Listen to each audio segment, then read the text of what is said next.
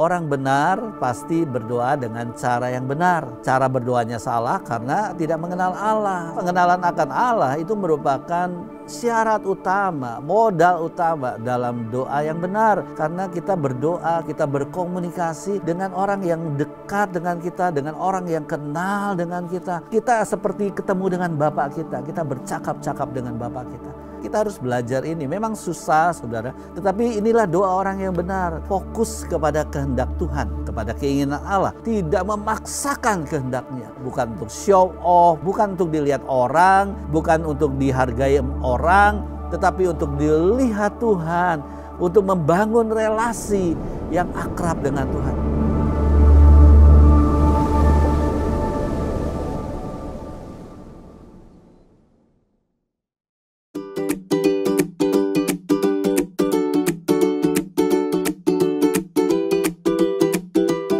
Starkid, kali ini Profesor Bintang mau melakukan satu percobaan.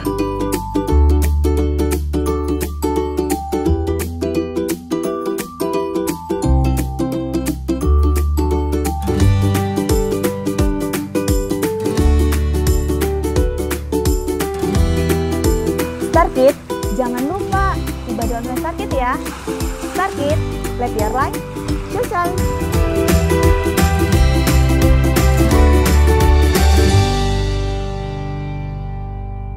Selamat hari Minggu saudara, bertemu kembali dalam ibadah online MBC Jakarta hari ini.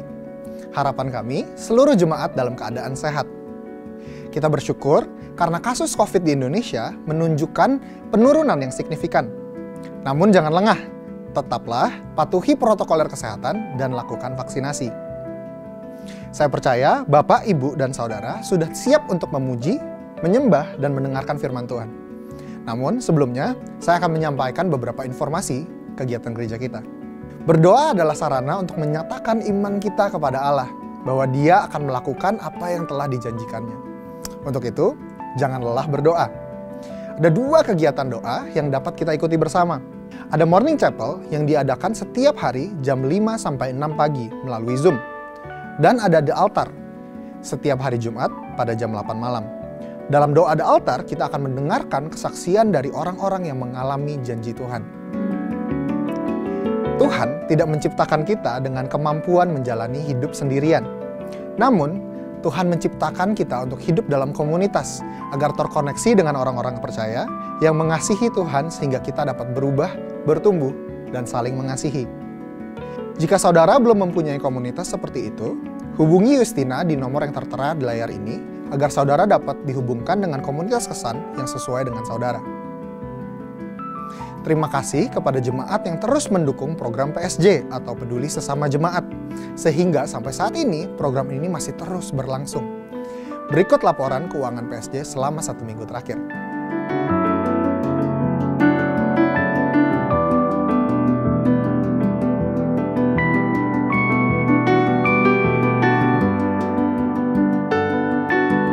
Sebentar lagi, kita akan masuk dalam pujian penyembahan dan firman. Firman Tuhan akan disampaikan oleh Pendeta Tony Suwardi dengan tema Exhale. Catatlah setiap hal yang penting agar dapat saudara pelajari dan mempraktekannya. Setelah itu, kita akan memberikan persembahan sebagai bagian dari ibadah kita, baik persembahan umum, persembahan perpuluhan, dan persembahan misi. Demikian informasi untuk hari ini. Selamat beribadah. Tuhan Yesus memberkati.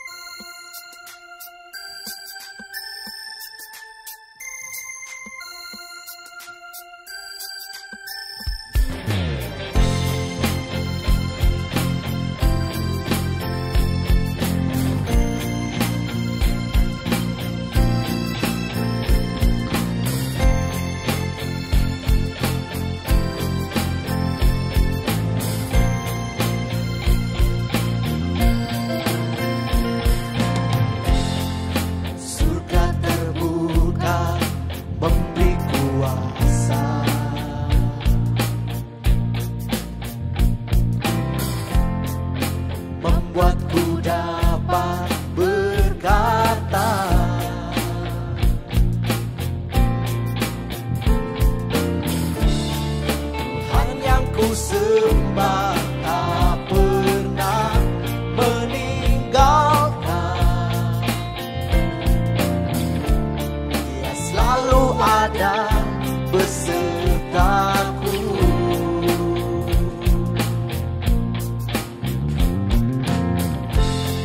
Segala perkara dapat ku tanggung.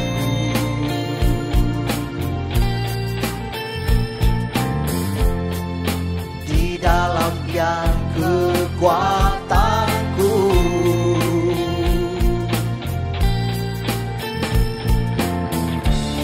Tuhan yang ku sembah tak pernah meninggalkan.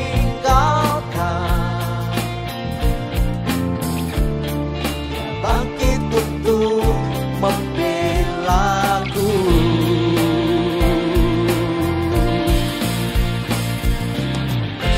Kau Tuhan yang memberikanku hidup. Kau Tuhan yang teguhkan langkahku. Kau Tuhan yang memegang tanganku. Ku pastikan hidupku hanyalah untuk menyembah. Ku nyatakan Engkaulah Tuhan yang hidup.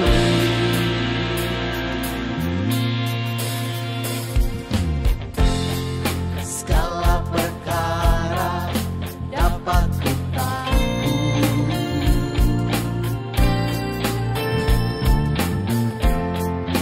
Di dalam Dia kekuatanku.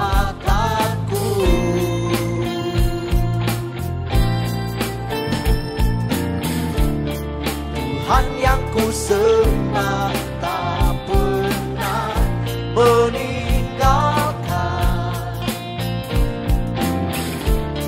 Dia bangkit untuk membelaku.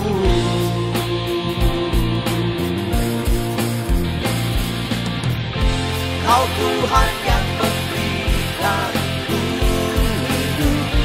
Kau Tuhan yang teguhkan langkahku. Kau Tuhan yang memegang tanganku. Ku pastikan hidupku hanyalah untuk menyembahmu. Ku nyatakan Engkaulah Tuhan yang hidup.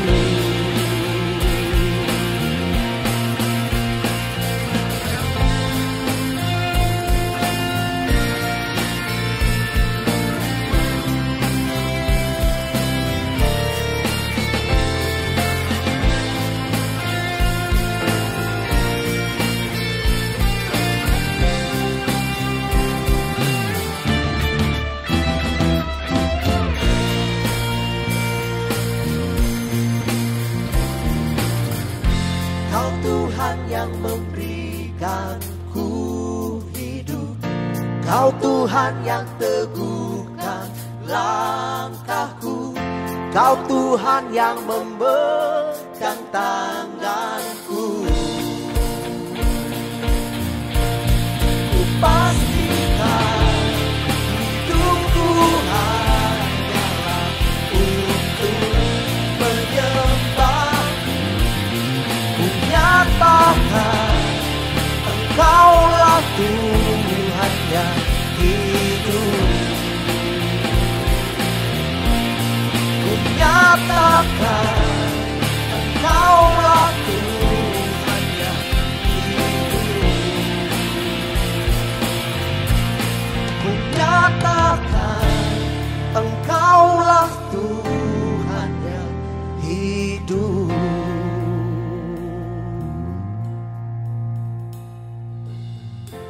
Kau Tuhan yang memberikanku hidup. Kau Tuhan yang teguhkan langkahku. Kau Tuhan yang memegang tanganku. Ku pastikan hidupku hanyalah untuk menyembahmu. Ku nyatakan Engkaulah Tuhan yang hidup. Ku nyatakan Engkaulah Tuhan yang hidup.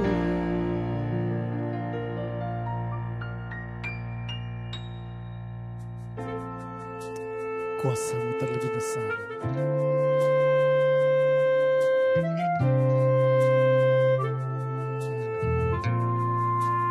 Kuasa-Mu terlebih besar, Tuhanku terlebih besar. Tak pernah terlambat janji-Mu ya Tuhan menolong hidupku. Kuasa-Mu terlebih besar, Tuhanku terlebih besar.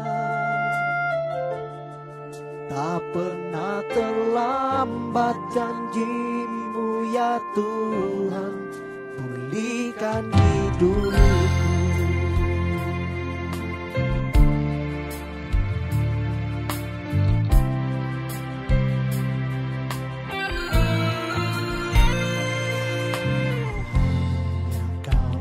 Tuhan penolongku,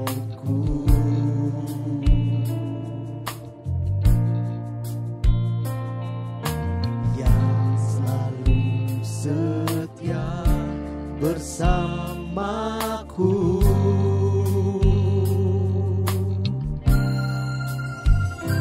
Kasih-Mu yang sanggup mengubah kehidupanku. Sungguh ku berserah, sungguh ku percaya kuasa-Mu terlebih besar, Tuhanku terlebih besar. Tak pernah terlambat janji-Mu ya Tuhan menolong hidupku. Kuasa-Mu terlebih besar, Tuhanku terlebih besar. Tak pernah terlambat janji-Mu ya Tuhan pulihkan hidupku.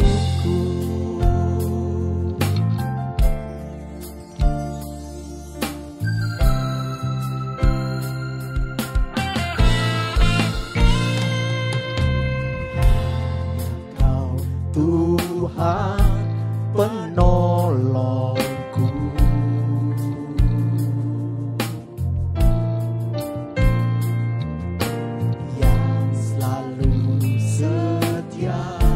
bersamaku.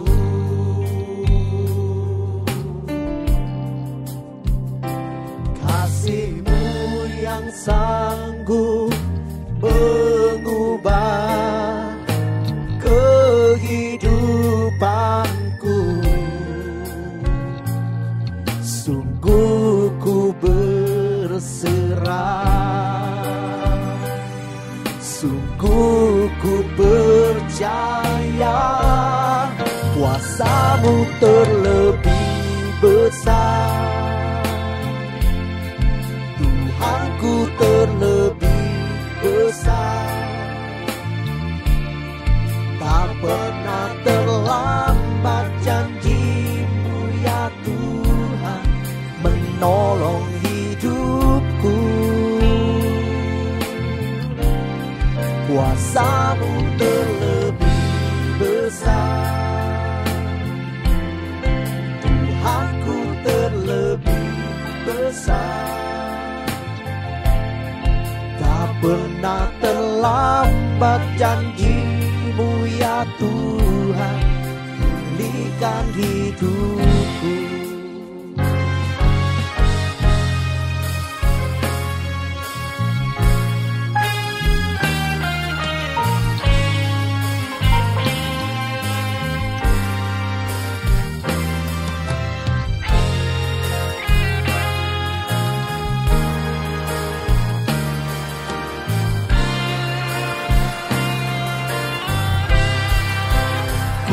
Percaya Kau bekerja mendatangkan kebaikan di hidupku. Ku percaya Kau bekerja mendatangkan kebaikan, mendatangkan kebaikan.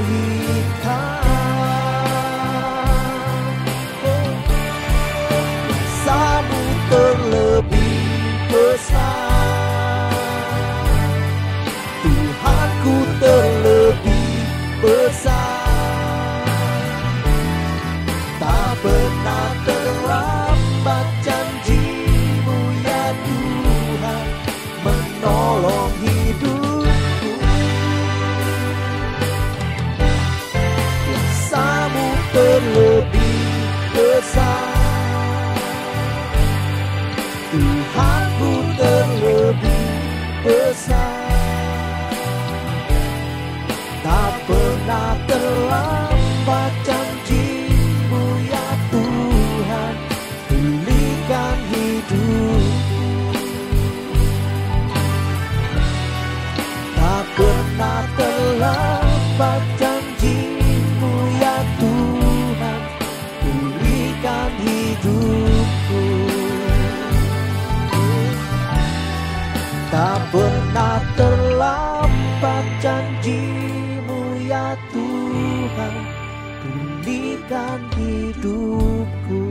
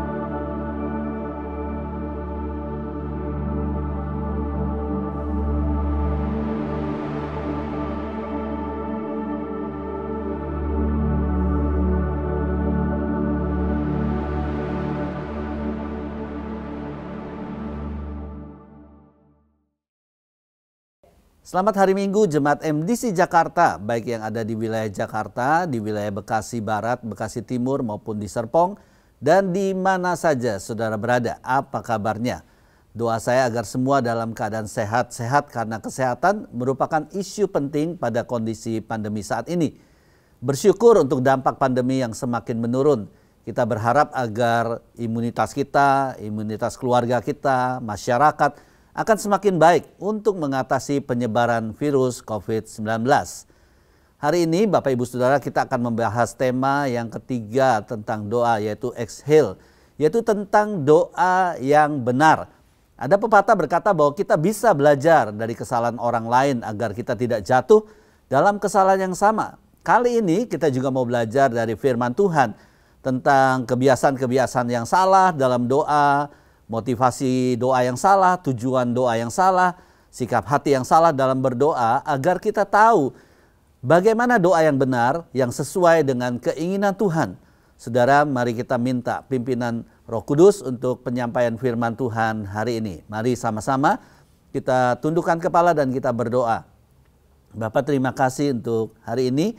Kami mengucap syukur di dalam ibadah online. Kami akan belajar lagi tentang sesuatu hal yang penting dalam kehidupan kami, dalam kehidupan rohani kami, yaitu tentang doa. Karena kami tahu doa adalah nafas kehidupan kami yang selalu harus ada dalam kehidupan kami. Kami mengucap syukur, berkati kami semua, urapi kami semua, biar Roh Kudus menerangi hati kami, pikiran kami, membuka telinga kami untuk mendengar firman-Mu, mencatat dengan baik, dan sungguh-sungguh kebenaran itu akan memerdekakan kami dan membuat kami menjadi orang-orang yang berdoa, dan sungguh doa kami berkenan di hadapan Tuhan.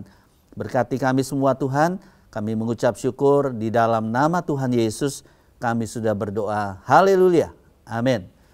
Bapak Ibu Saudara, doa seringkali digambarkan sebagai nafas yang merupakan kebutuhan hidup semua orang. Kebutuhan yang utama agar kita tetap hidup. Demikian juga saudara dengan makanan yang merupakan juga kebutuhan utama manusia untuk kita tetap bisa hidup. Kita makan untuk hidup, bukan hidup untuk makan. Makan adalah suatu hal yang sudah biasa kita lakukan. Tetapi ingat saudara, sesuatu yang biasa kita lakukan belum tentu sudah benar kita lakukan. Saya ulangi lagi, hal yang biasa kita lakukan belum tentu sudah benar kita lakukan. Contohnya, saudara sudah biasa makan setiap hari sampai saat ini. Saya nggak tahu umur saudara, mungkin ada yang 40 tahun, 30 tahun, 60 tahun, tetapi saudara sudah makan sepanjang usia saudara. Tapi apakah saudara sudah makan dengan teratur? Mungkin ada yang menjawab, Pak Tony, saya makannya teratur 2 hari sekali. Oh saudara, itu bukan teratur. Tapi mungkin itu terpaksa ya, karena kondisi ekonomi, jadi makannya 2 hari sekali. Tapi ada juga yang bilang saya makan 5 hari sekali. Wah, itu bukan teratur tetapi over, salah juga saudara. Apakah juga saudara makan dengan cara yang benar saudara? Masih ingat ketika saya sekolah, saudara waktu sekolah juga di SD atau SMP, seringkali kita diajarkan untuk mengunyah makanan itu harusnya sebanyak 32 kali. Nah saudara, menurut penelitian mengungkapkan bahwa orang yang makan secara cepat bisa membuat berat badan itu lebih cepat naik.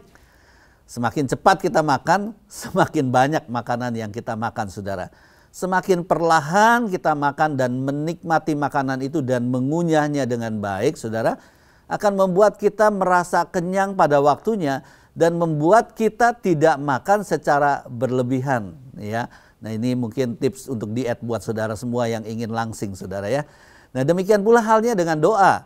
Mungkin sudah puluhan tahun saudara kita menjadi orang Kristen dan sudah biasa berdoa.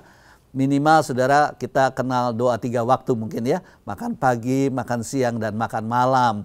Tapi apakah saudara sudah benar-benar berdoa?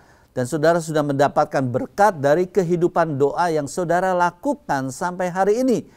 Jangan-jangan kita sudah berdoa, tapi kita salah berdoa. Saudara, mari kita pelajari firman Tuhan tentang doa yang salah, supaya tujuannya kita tahu tentang doa yang benar.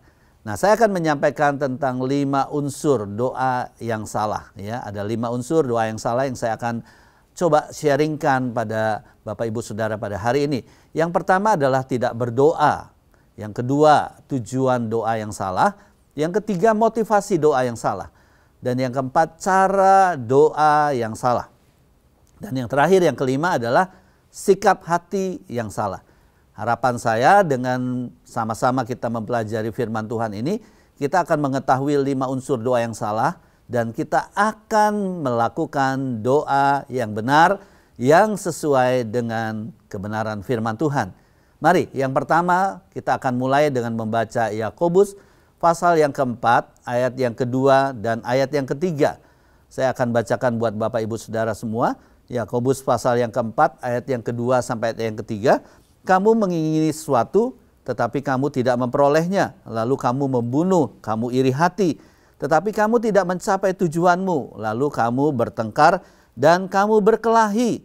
Kamu tidak memperoleh apa-apa karena kamu tidak berdoa. Garis bawahi saudara. Kamu tidak memperoleh apa-apa karena kamu tidak berdoa. Ayat yang ketiga, atau kamu berdoa juga, tetapi kamu tidak menerima apa-apa. Nah udah berdoa nggak terima apa-apa juga loh saudara. Kenapa? karena kamu salah berdoa. Sebab yang kamu minta itu hendak kamu habiskan untuk memuaskan hawa nafsumu. Dari Yakobus 4 ayat yang kedua dan yang ketiga kita menemukan dua unsur kesalahan tentang doa. Yaitu yang pertama tidak berdoa. Yakobus 4 ayat yang ke-7 berkata demikian saudara dalam terjemahan sederhana Indonesia TSI. Setiap orang yang mengetahui apa yang benar untuk dilakukan tetapi tidak melakukannya maka dia berdosa.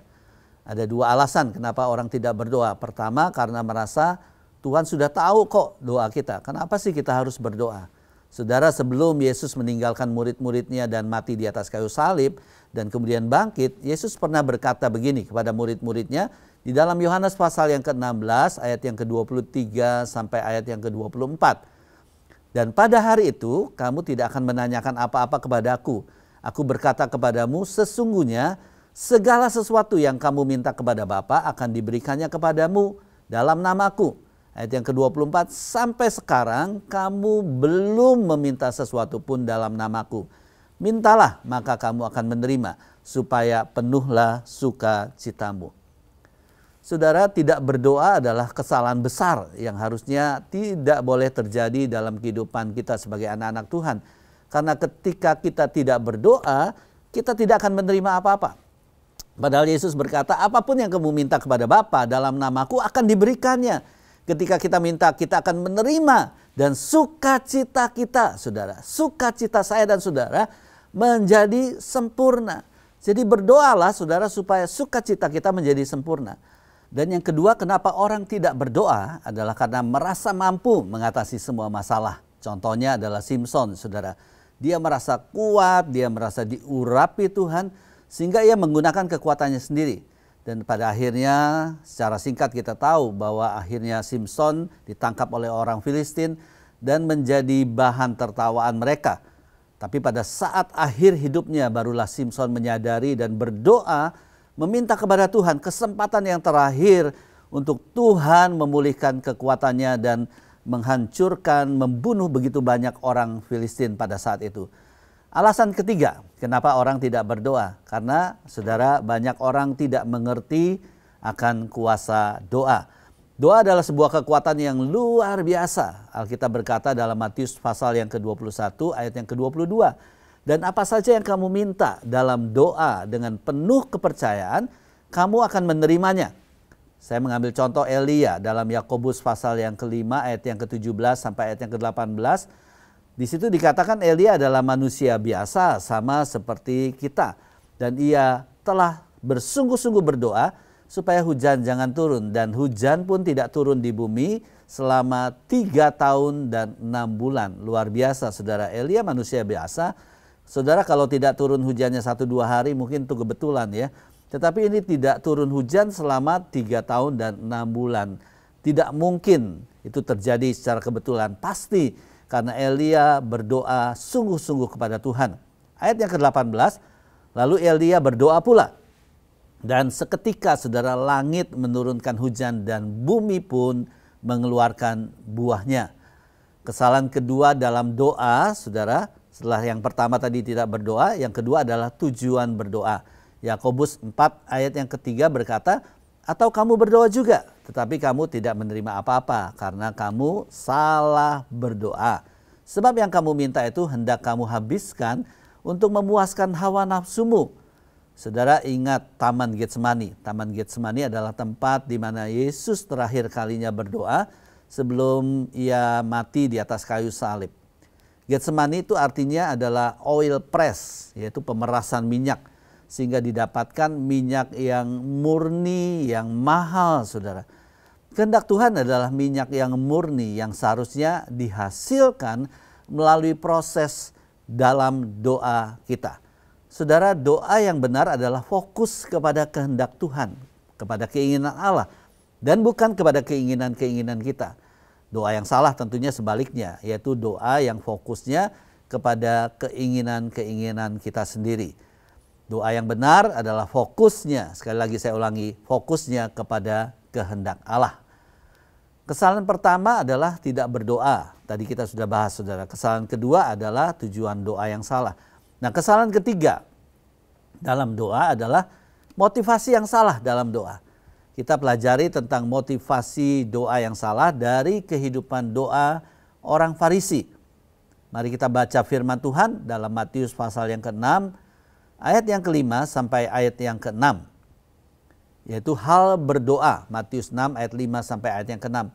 Dan apabila kamu berdoa, janganlah berdoa seperti orang munafik. Mereka suka mengucapkan doanya dengan berdiri dalam rumah-rumah ibadat dan pada tikungan-tikungan jalan raya supaya mereka dilihat orang. Aku berkata kepadamu, sesungguhnya mereka sudah mendapatkan upahnya. Ayat yang ke-6, tetapi jika engkau berdoa, masuklah ke dalam kamarmu, tutuplah pintu, dan berdoalah kepada Bapakmu yang ada di tempat yang tersembunyi. Saudara, arti kata munafik yaitu apa? Pura-pura berdoa. Jadi hanya sikap tubuhnya saja berdoa, sikap jasmaninya, badannya saja berdoa, sedangkan saudara hatinya itu jauh dari Tuhan. Saudara, di mana orang Farisi itu berdoa dalam firman Tuhan yang barusan kita baca? Saudara, yang pertama mereka berdiri di tempat-tempat ibadah. Dalam Lukas pasal yang ke-18 ayat 10 sampai ayat 14, Yesus mengatakan sebuah perumpamaan tentang doa orang Farisi dan pemungut cukai yang berdoa di bait Allah. Saudara, bagaimana motivasi orang Farisi ketika berdoa di bait Allah yang kita bisa lihat di Lukas 18 ayat yang ke-11 sampai ayat yang ke-12. Di situ dikatakan orang Farisi itu berdiri dan berdoa dalam hatinya begini, ya Allah, aku mengucap syukur kepadamu karena aku tidak sama seperti semua orang lain. Bukan perampok, bukan orang lalim, bukan pezina, dan bukan juga seperti pemungut cukai ini. Aku berpuasa 2 kali seminggu, aku memberikan 1/10 dari segala penghasilanku. Saudara, itulah orang Farisi. Sementara mungkin orang di bait Allah itu sedang duduk, sedang tenang, berdoa, dia sendirian berdiri, saudara. Sepertinya apa? Dia show off gitu ya. Dia ingin menunjukkan dia adalah orang yang beribadah kepada Tuhan, orang yang berdoa kepada Tuhan. Nah saudara, tempat yang disukai oleh orang Farisi berdoa yang kedua adalah berdiri di tikungan-tikungan jalan. Alias saudara di persimpangan jalan, yang kita tahu kan kalau persimpangan jalan itu ada keramaian di situ. Dan saudara, kenapa mereka berdoa di tikungan jalan? Saudara, orang Farisi itu atau orang Yahudi mempunyai waktu-waktu tertentu untuk berdoa. Dan apabila waktunya berdoa, dimanapun saudara orang Farisi itu berada, dia akan berhenti dan dia berdoa. Jadi ketika mereka ada di dalam perjalanan saudara, dan tiba waktunya untuk berdoa, maka mereka akan berdoa di tempat di mana mereka berada, di tikungan-tikungan jalan, untuk menunjukkan mereka adalah orang yang memenuhi kewajiban mereka. Melakukan doa hanya sebagai kewajiban. Bahkan mereka seringkali saudara sengaja gitu ya, berada di jalan ketika waktu sembahyang tiba. Nah saudara, itulah motivasi doa yang salah dari orang Farisi. Kita bisa mengambil kesimpulan mereka berdoa agar dilihat orang dan dipuji orang. Ya, dibilang, wah ini orang rohani banget saudara ya. Mereka mau menunjukkan bahwa mereka orang yang lebih rohani dari orang lain. Ya, dia membanding-bandingkan dengan pemungut cukai, saudara, dia lebih hebat, lebih aktif secara kerohanian. Dia juga memberikan persepuluhan dengan baik, saudara. Dia juga berpuasa. Dia ingin menunjukkan bahwa dia lebih rohani dari orang lain, termasuk pemungut cukai. Dan orang Farisi berdoa sebatas kewajiban. Sekali lagi, dia berdoa bukan karena kerinduan, bukan karena dia butuh Tuhan, tetapi hanya sebatas kewajiban. Jadi bukan karena dia ingin ketemu Tuhan, saudara. Dia ingin ya mengalami Tuhan. Enggak, cuma hanya sebatas kewajiban. Dan hasilnya, saudara, kalau pemungut cukai tadi dia berdoa dengan berlutut, dengan memukul-mukul ya badannya, menyesali dosanya. Pemungut cukai itu dikatakan pulang sebagai orang yang dibenarkan Allah. Tetapi tidak demikian dengan orang Farisi. Nah saudara, sedikit mungkin sebelum kita lanjutkan, pertanyaan untuk direnungkan. Di mana saudara lebih banyak berdoa? Di orang banyak atau di tempat-tempat yang khusus di mana saudara berdoa sendirian? Ada seorang yang bernama Leonard Ravenhill mengatakan the secret of praying is praying in secret. Jadi rahasia untuk berdoa itu sebetulnya apa? Rahasia berdoa yang penuh kuasa itu sebetulnya apa? Yaitu ketika kita berdoa di tempat yang tersembunyi. Nah, kesalahan yang keempat dalam berdoa adalah cara doa yang salah. Untuk memberi contoh tentang cara doa yang salah dalam berdoa, Yesus mengambil contoh yaitu orang yang tidak mengenal Allah, yang suka mengucapkan doanya dengan bertele-tele. Matius 6 ayat yang ke-7 dan 8. Lagi pula dalam doamu itu janganlah kamu bertele-tele seperti kebiasaan orang yang tidak mengenal Allah. Mereka menyangka bahwa karena banyaknya kata-kata doanya akan dikabulkan. Jadi janganlah kamu seperti mereka, karena Bapamu mengetahui apa yang kamu perlukan sebelum kamu minta kepadanya. Saudara, ciri pertama orang yang tidak mengenal Allah adalah apa, saudara? Doanya bertele-tele. Saudara, pengenalan akan Allah itu merupakan syarat utama, modal utama dalam doa yang benar. Karena doa itu adalah relasi yang akrab, relasi yang intim dengan Bapa di surga. Ketika Yesus mengajarkan doa yang terkenal, yaitu doa Bapa kami, Yesus katakan kepada murid-muridnya, kalau kamu berdoa, berdoalah demikian. Yaitu apa? Bapa kami yang ada di surga. Ciri yang kedua, orang yang tidak mengenal Allah adalah mereka berpikir doa itu adalah banyaknya kata-kata. Ya, doa yang dijawab itu karena banyaknya kata-kata. Sehingga mereka terus berdoa, mengulang-ulang kata-kata yang sama. Saudara, jangan jadikan doa itu seperti mantra, ya, yang harus diulang-ulang seperti kebiasaan orang yang tidak mengenal Allah. Ada satu peristiwa ketika Elia di Gunung Karmel. Saudara bisa baca di 1 Raja-Raja pasal yang ke-18 ayat yang ke-25. Itu para nabi Baal memanggil Baal itu dari pagi sampai tengah hari, sampai petang, saudara. Dan kata-katanya hanya itu saja diulang. Ya Baal, jawablah kami. Ya Baal, jawablah kami. Sambil nari-nari, sambil lompat-lompat. Enggak ada kata-kata yang lain, hanya diulang seperti mantra. Ya Baal, jawablah kami. Itu yang terjadi dengan para nabi Baal yang memanggil nama Tuhannya, saudara. Nah, kesalahan yang pertama, saya ulangi lagi, kesalahan yang pertama tadi tidak berdoa. Kesalahan yang kedua adalah tujuan doa. Kesalahan yang ketiga adalah motivasi doa yang salah. Dan kesalahan yang keempat adalah cara berdoa yang salah. Nah, kita akan masuk ke yang kelima, yaitu sikap hati yang salah. Apakah sikap hati yang salah itu? Markus 11 ayat yang ke-25 sampai ayat yang ke-26.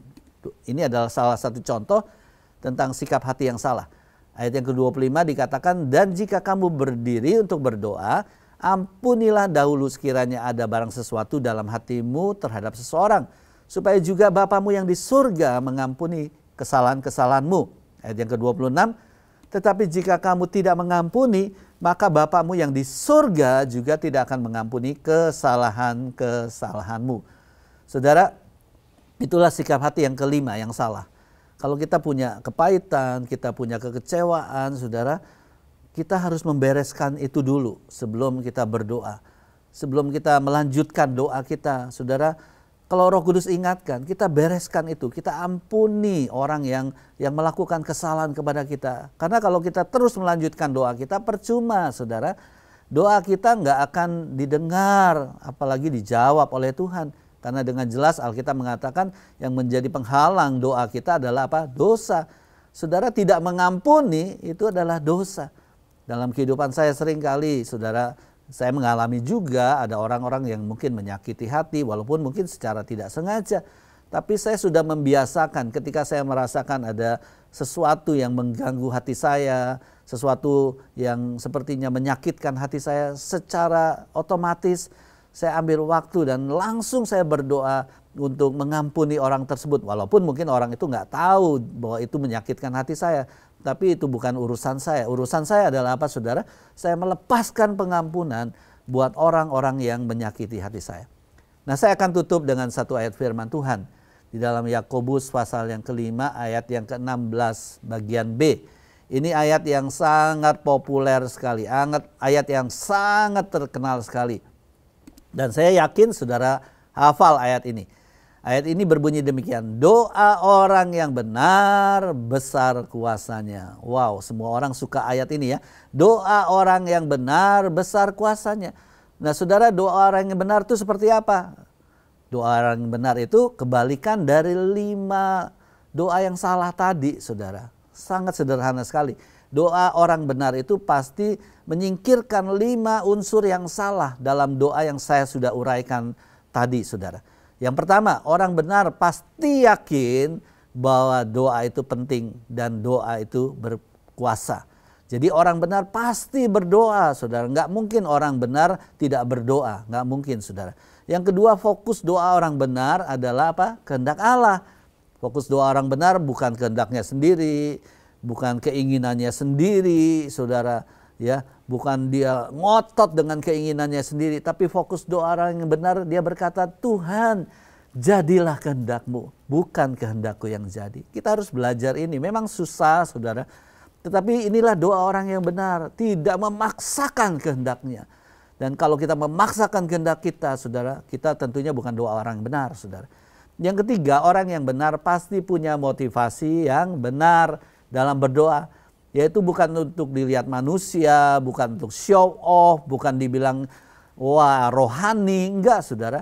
Doa orang yang benar adalah dikatakan masuk ke dalam kamar, tutup pintu. Bukan untuk dilihat orang, bukan untuk dihargai orang, tetapi untuk dilihat Tuhan. Untuk membangun relasi yang akrab dengan Tuhan. Ini yang suka saya lakukan dalam doa, saudara. Saya ambil gitar, saya menyembah Tuhan, saya nyanyi, ya saya memuji Tuhan di dalam kamar sendirian menyembah Tuhan, saudara. Ya, ambil waktu yang tenang untuk berdoa, masuk ke dalam hadirat Tuhan, gak terburu-buru, saudara. Yang keempat, orang benar pasti berdoa dengan cara yang benar. Kenapa dengan cara yang benar? Tadi karena punya relasi yang benar, saudara. Orang yang cara berdoanya salah karena mereka tidak mengenal Allah, saudara. Kalau kita mengenal Allah, kita pasti berdoa dengan cara yang benar, saudara. Ini adalah sebuah keindahan doa yang perlu kita alami, yang perlu kita nikmati.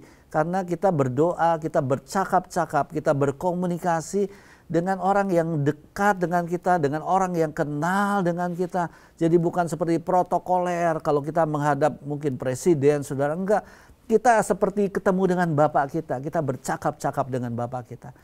Dan yang kelima, yang terakhir, orang benar berdoa dengan sikap hati yang benar. Sikap hati ini penting, saudara. Kalau ada kepahitan, kekecewaan, kita singkirkan itu, kita bawa ucapan syukur kita kepada Tuhan. Mari Bapak Ibu Saudara, kita membangun kehidupan doa kita dengan benar. Dan kita harus membangun kehidupan doa kita secara pribadi dengan benar, saudara. Doa tidak pernah cukup dalam hidup kita. Jangan pernah ada yang saudara berkata, oh saya udah terlalu banyak berdoa. Enggak ada, saudara. Enggak pernah kita terlalu banyak berdoa. Doa enggak pernah cukup, saudara. Kita harus terus-menerus berdoa. Teruslah berdoa dan mintalah kepada Tuhan kesukaan untuk berdoa. Dan saya yakin kehidupan rohani saudara akan berbeda. Akan berbeda dari sebelumnya. Karena saudara adalah orang-orang yang mengalami Tuhan, mengalami kekuatan dari Tuhan, dan mengalami jamahan Tuhan setiap hari dalam kehidupan saudara. Tuhan Yesus memberkati. Mari kita berdoa. Bapa, kami mengucap syukur untuk keindahan doa yang telah Engkau sampaikan di dalam kebenaran firman-Mu Tuhan. Bahwa kami bisa masuk ke dalam kamar, kami bisa bertemu muka dengan Tuhan, kami bisa akrab, kami bisa intim dengan Tuhan, kami bisa bahkan curhat dengan Tuhan, bahkan kami bisa mendengar suara-Mu, arahan-Mu, kami mendengar perkataan-Mu, kami mendengar kekuatan-Mu, encouragement daripada Engkau Tuhan. Sehingga kami tidak lagi lemah, kami tidak lagi jadi putus asa, tapi kami dikuatkan dan disegarkan setiap hari dalam hubungan kami dengan Engkau di dalam doa. Kami mengucap syukur, bahkan melalui doa bukan hanya kami diberkati, tetapi melalui doa kami juga memberkati orang-orang yang ada di sekitar kami.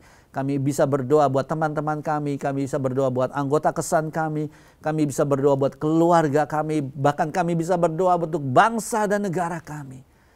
Sangat luar biasa doa yang Tuhan sudah berikan di dalam kehidupan kami. Kami mengucap syukur, hamba berdoa, biarlah jemaat-Mu Tuhan mengalami kesukaan di dalam doa. sehingga kami dibangun menjadi doa orang-orang yang benar yang berkuasa hidupnya. Terima kasih Bapa, kami mengucap syukur di dalam nama Yesus. Hamba berdoa dan mengucap syukur. Haleluya. Amin. Tuhan Yesus memberkati kita semua. Terima kasih untuk kesetiaan saudara mengikuti ibadah MDC Jakarta sampai selesai. Saya percaya firman Tuhan yang kita dengar mengingatkan kita sebagaimana seharusnya bersikap ketika kita berdoa. Dan sebelum saya menutup dalam doa berkat, kita akan memberikan persembahan sebagai ungkapan syukur kepada Tuhan, sumber segala berkat. Baik persembahan umum, persembahan persepuluhan, maupun persembahan misi. Melalui nomor rekening atau QR Code yang tertera di layar saudara. Dan marilah kita berdoa. Berdoa untuk persembahan, berdoa untuk jemaat, berdoa untuk bangsa dan negara kita. Mari kita berdoa. Terima kasih Tuhan Yesus, kami melihat Engkau dan percaya kepadamu bahwa Engkau yang sudah memberkati kami, Engkau yang tidak pernah berhenti menyertai kehidupan kami. Berkati jemaat Tuhan yang hadir, berkati keluarga demi keluarga. Kami tetap percaya bahwa oleh anugerah-Mu kami ada. Aku memberkati juga persembahan yang diberikan oleh jemaat Tuhan. Sucikan dan kuduskan persembahan ini, biar persembahan ini dapat menjadi berkat bagi gereja Tuhan. Hamba mengucap syukur, berkati pemerintahan negara kami, berkati negara kami ini. Dan kami tetap percaya, kami melihat Tuhan, hidup kami dituntun oleh Tuhan. Terima kasih Tuhan Yesus, hamba mengucap syukur. Saudara angkat kedua tanganmu dan terimalah berkat Tuhan. Bahwa kasih setia Tuhan tidak pernah jauh dari kita. Apapun yang menjadi kerinduan hati kami, Tuhan selalu ada bersama-sama kami. Sungguh-sungguh menyenangkan hati Tuhan, maka diberkatilah engkau. Diberkatilah rumah tanggamu, diberkatilah pekerjaan tanganmu, diberkatilah engkau di mana saja engkau berada dan apa saja engkau kerjakan dibuat Tuhan berhasil. Anugerah Allah Bapa, kasih setia dari Tuhan Yesus Kristus, serta pertolongan Roh Kudus menyertai saudara saat ini sampai selama-lamanya. Dalam nama Tuhan Yesus, amin.